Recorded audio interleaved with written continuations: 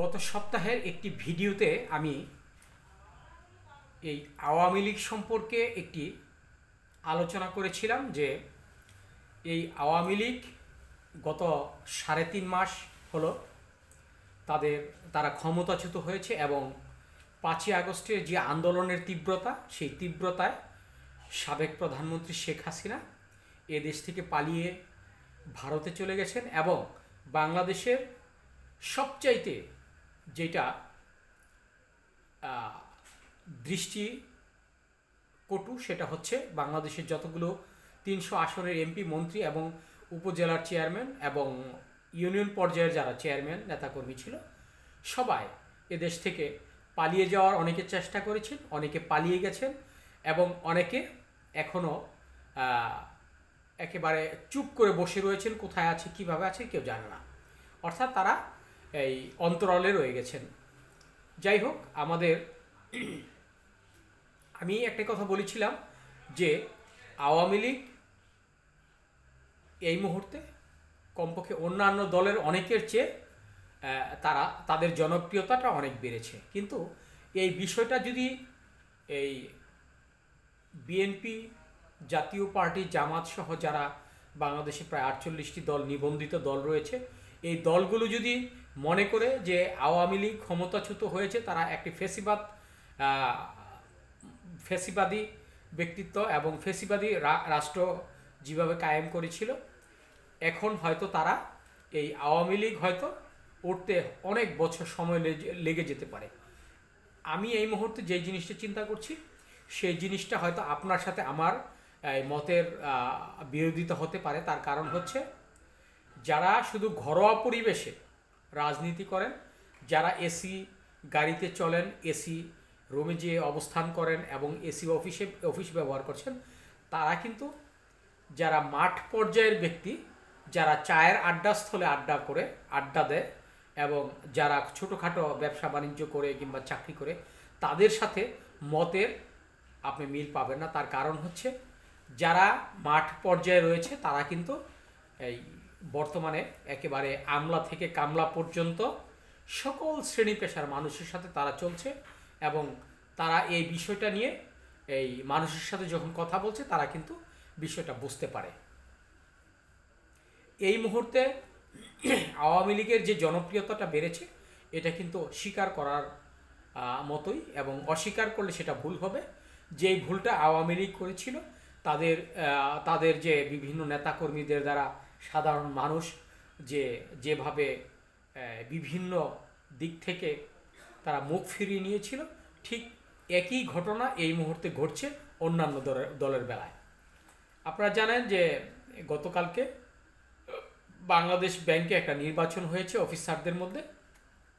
সেই নির্বাচনে একেবারে পূর্ণ প্যানেল, সেটা আওয়ামী লীগের যারা নেতা রয়েছেন তারা পাশ করেছে।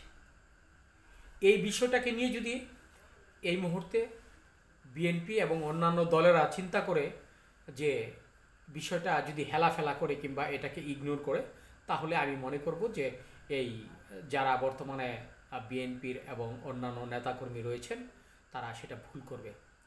তার কারণ হচ্ছে, গত মাত্র ৩.৫ মাস হলো, এই ৩.৫ মাসে যাদেরকে আমরা ফ্যাসিবাদ বলছি, যাদের বিরুদ্ধে সারা বাংলাদেশ রুখে দাঁড়িয়েছিল, যাদের বিরুদ্ধে সমস্ত মানুষ আপনার একটি যুদ্ধ পরিচালনা করেছে, এই মুহূর্তে এই দলটি আবারও পূর্ণ প্যানেলে পাশ করা মানে হচ্ছে অন্যান্য দলের মধ্যে কিছু ভুল ত্রুটি চলছে এই মুহূর্তে। তাদের খাই অবস্থার কারণে এখন মানুষ কিন্তু বিট্রে করতে শুরু করেছে।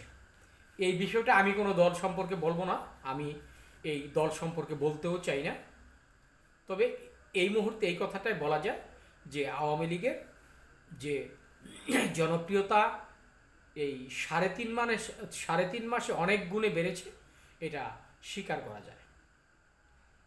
আরেকটি বিষয় যদি আমরা লক্ষ্য করি, গতকালকে মহাখালীতে অটো রিক্সা বন্ধের দাবিতে যে সারা বাংলাদেশে ঢাকা সিটিতে অটো রিক্সা নিষেধাজ্ঞা করার যে ঘোষণা দিয়েছিল আমাদের অন্তর্বর্তীকালীন সরকারের উপদেষ্টারা, এই যার কারণে সমস্ত বাংলাদেশেই এ নিয়ে আন্দোলন হয়েছে এবং মহাখালীতে যে সেনাবাহিনীর মুখোমুখি অবস্থান নিয়েছে এটা কিন্তু একটি দুঃসাহসিক ব্যাপার। সাহস ভালো কিন্তু দুঃসাহস ভালো না। এই বাংলাদেশে আমার মনে হয় এই প্রথম একটি গোষ্ঠী যে যারা সেনাবাহিনীর মুখোমুখি দাঁড়িয়ে তাদের সাথে তর্ক করেছে, তাদের সাথে হাতাহাতিও করেছে। এই দৃশ্যটাও আমাদের চোখের সামনে উঠে এসেছে। আপনারা যারা ইউটিউব, ফেসবুক এবং বিভিন্ন চ্যানেল দেখেন তারা বুঝতে পারবেন এই বিষয়টা কতটা ন্যাক্কারজনকভাবে ঘটেছে। এই সেনাবাহিনীকে কোনো তোয়াক্কাই করেনি। এখন অনেকের আলোচনা যে আওয়ামী লীগের বিভিন্ন অঙ্গ সংগঠনের লোকেরা এই অটো চালক হিসেবে তারা সেইখানে গিয়ে দুঃখিত, সেখানে গিয়ে তারা তাদের সাথে ঝগড়া বিবাদে লিপ্ত হয়েছে। আসলে বিষয়টি এরকম নাও হতে পারে। তার কারণ হচ্ছে আমরা বিভিন্ন জায়গায় দেখেছি যে আসলে যারা একটি অটো কিনেছে 2 লাখ 2.5 লক্ষ টাকা দিয়ে, তারা একটি সংসার চালানোর জন্যই কিন্তু এই অটো রিক্সাগুলো কিনেছে। আর যখন একটি অটো রিক্সা চালাতে ঢাকা সিটিতে নিষেধাজ্ঞা আসবে, একটি সংসারের সাথে কিন্তু আরও 4 থেকে 5 জন জড়িত, যেই একজন মানুষের দ্বারা 5 জন সংসার চলে।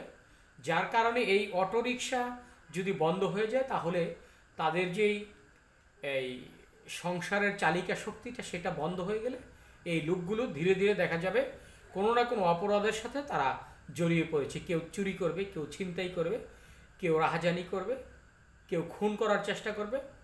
যখন পেটে ভাত থাকে না তখন কিন্তু মানুষের দিক বিদিক কোনো দিকে চিন্তা করার কোনো সুযোগ থাকে না। তাই আমরা অনুরোধ করব যে এই মুহূর্তে এই অটো রিক্সা বন্ধ না করে আপনার একটি কন্ট্রোলের মাধ্যমে এই বিষয়গুলোকে দৃষ্টিপাত করা ভালো। এবং আর আমি পূর্বে যেই কথাটা বলেছিলাম যে এই মুহূর্তে আওয়ামী লীগের যে আপনার জনপ্রিয়তা এই গত 3.5 মাসে অনেক গুণে বেড়েছে, এটা অনেক চিন্তার বিষয়। যদি আমাদের বাংলাদেশে অন্যান্য দলগুলো তাদের নীতি এবং নীতিতে এবং আদর্শে যদি তারা কোনো প্রকার ভুল করে, তাহলে নিশ্চিত থাকবেন যে পরবর্তী নির্বাচনে আওয়ামী লীগ কমপক্ষে 150 আসন পাবে। আর এই আসনটা একেবারে ফেলে দেবার মতো নয়। যদিও এই বাংলাদেশে একজন বিজ্ঞ একজন রাজনীতিবিদ বলেছেন এবং সে একজন সমাজকর্মী এবং সাংবাদিক, সে বলেছে আসলে এই মুহূর্তে আওয়ামী লীগের এই যে আপনার এগিয়ে যাওয়া, অর্থাৎ 3.5 মাসে যেই পরিমাণে ধস হওয়ার কথা ছিল অথচ তারা 3.5 মাসে উঠে দাঁড়াতে শুরু করেছে। এর কারণ হচ্ছে বাংলাদেশ আওয়ামী লীগ অত্যন্ত চতুরতার সাথে প্রত্যেকটা সেক্টরেই এই 16 বছরে একেবারে আপ টু বটন ভাবে সাজিয়েছে। এই নেতা এই অর্থাৎ এই সব যারা কর্মচারী কর্মকর্তা তারা কিন্তু কমপক্ষে যদিও সামনাসামনি আসবে না, কিন্তু ভিতরের যেই এই ভালোবাসাটা আওয়ামী লীগের প্রতি, এই ভালোবাসাটা কিন্তু তারা চিরকাল দিয়ে যাবে। তার কারণ হচ্ছে আওয়ামী লীগের প্রতি তারা কৃতজ্ঞ হয়ে তারা এই কাজগুলো করে যাবে, বিভিন্ন রকম ভোট দিবে, অর্থাৎ যেগুলো আপনার গোপনীয়তা রক্ষা করার মতো যেই বিষয়গুলো থাকে সবগুলোই তারা করার চেষ্টা করবে। ধন্যবাদ।